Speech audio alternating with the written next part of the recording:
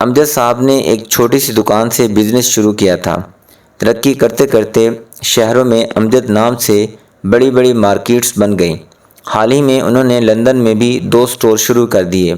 امجد صاحب کی کوئی ادا اللہ کو پسند تھی جو اللہ تعالیٰ ان کو نوازتے ہی جا رہا تھا، مگر امجد صاحب میں ایک خامی بھی آ چکی تھی کہ وہ غریب لوگوں کو اچھا نہیں سمجھتے تھے، بلکہ بڑے تکبر سے یہ کہتے تھے کہ یہ غریب لوگ گناہ گار ہیں، اس لیے اللہ نے ان کو مفلس رکھا ہے، یہ مفلسی ان کے گناہوں کی سزا ہے۔ امجد صاحب کی شادی اپنی خالہ کی بیٹی جبین سے ہوئی تھی۔ جبین والدین کی اکلوتی اولاد تھی اور فقط 1 سال کی بمشکل تھی جب یتیم ہو گئی۔ جبین کی ماں نے اپنی بڑی بہن یعنی امجد کی ماں اور دوسرے لوگوں کی طرف سے ملنے والے صدقہ و خیرات کے پیسوں سے جبین کی پرورش کی تھی۔ جبین کی ماں کو ٹی بی ہو گئی تھی اور پیسہ نہ ہونے کی وجہ سے انہوں نے اپنا علاج نہیں کروایا اور خون تھوکتے ہوئے انتہائی تکلیف دہ حالت میں مر گئی، مگر مرنے سے پہلے ہاتھ جوڑ کر اس نے اپنی بڑی بہن کو کہا تھا کہ میری بیٹی کو اپنی بہو بنا لینا، اور اس کی بہن نے اس کی بات مان لی تھی۔ یوں جیسے تیسے جبین کی شادی امجد صاحب سے ہو گئی تھی، لیکن امجد نے شروع دن سے ہی جبین کو ایک نوکرانی کی حیثیت سے رکھا تھا اور اسے اب بھی زیادہ اہمیت نہ دیتا۔ جبین نے ہر حال میں اللہ کا شکر ادا کرتے ہوئے امجد کے ساتھ گزارا کر لیا۔ وقت گزرتا رہا اور امجد کے گھر بیٹی پیدا ہوئی۔ والدین ایک ایک کر کے گزر گئے اور امجد کی مارکیٹس ملک اور بیرون ملک میں چلنے لگیں۔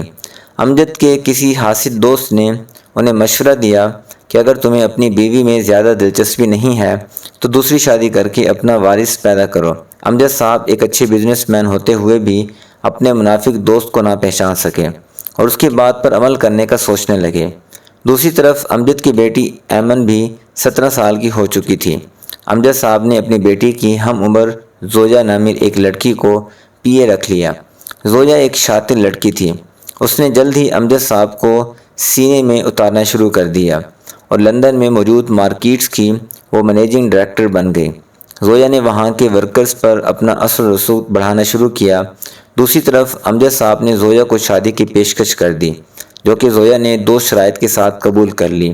ایک لندن والا بزنس زوجہ کے نام کیا جائے اور دوسری شرط یہ تھی کہ پہلی بیوی سے اجازت لی جائے۔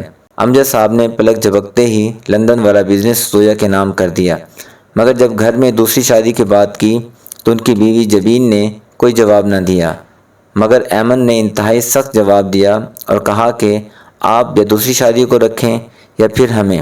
ایمن کی یہ بات سن کر امجد کو بہت غصہ آیا اور امجد نے ایمن کی ماں جبین کو فوراً طلاق دے دی اور ایمن کو بھی گھر سے ماں کے ساتھ باہر نکال دیا۔ ایمن ماں کے ساتھ آبائی گھر میں آ گئی۔ شروع میں ایمن نے ملازمت کی کوشش کی، مگر ہر طرف بھیڑیے بیٹھے تھے۔ ہفتے 2 ہفتے بعد ہر کوئی جسم کی ڈیمانڈ کر دیتا، لہٰذا ایمن نے وہ سب چھوڑ کر اکیڈمی پڑھانا شروع کر دیا۔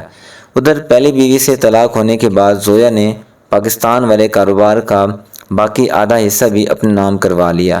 جب زوجہ آدھے کاروبار کی مالک بن گئی تو اس نے امجد صاحب سے طلاق لے کر لندن میں اپنے ایک دوست کے ساتھ شادی کر لی اور امجد صاحب نے بینک میں موجود رقم سے شراب اور جسم خرید کر غلط کام کرنا شروع کر دیے۔ ایمن کی ماں اس عمر میں طلاق کا داغ ماتھے پر لگنے اور گھر میں فاقوں کی نوبت اور جوان بیٹی دہلیز پر بیٹھے ہونے کا سوچ سوچ کر دماغ کے کینسر کا شکار ہو گئی۔ ایمن تو مشکل سے گھر میں 1-2 سے وقت تک کھانا پورا کر رہی تھی، اس لیے ماں کی بیماری کا علاج کسی طور پر ممکن نہ تھا۔ اس نے ہر جگہ سے مدد مانگی مگر کوئی مناسب حل نہ ملا۔ آخر ایک دلال نے ایمن کے جسم کی عوض اس کی ماں کے علاج کی حامی بھر لی، مگر ایمن نے انکار کر دیا۔ ایمن کے انکار کے بعد دلال ایمن سے کہنے لگا کہ تم لوٹ کر میرے پاس آؤ گی، مگر شاید میں تمہیں تب اتنی قیمت ادا نہ کر سکوں گا۔ ایمن دلال کی بات سن کر چپ کر کے چلی گئی۔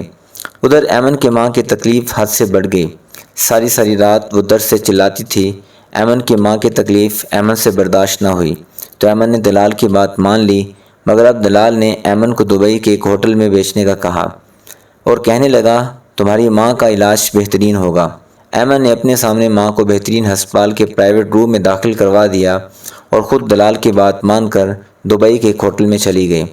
دوسری طرف ایمن کا باپ امجد بھی اپنے دوست کے ساتھ دبئی میں عیاشی کرنے آیا ہوا تھا۔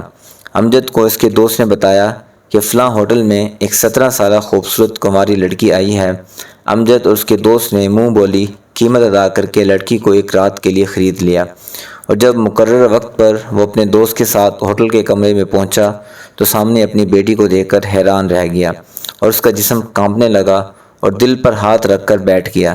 کچھ ہی دیر میں دل کا دورہ پڑنے سے وہ وہیں ڈھیر ہو گیا۔ اور دوسری طرف ایمن نے جب اپنے جسم کا پہلا خریدار اپنے باپ کو دیکھا تو شرم سے اس کے بھی اوسان خطا ہو گئے۔ شرم و حیا کا پیکر بنی لڑکی نے اسی ہوٹل کی کھڑکی سے کود کر جان دے دی۔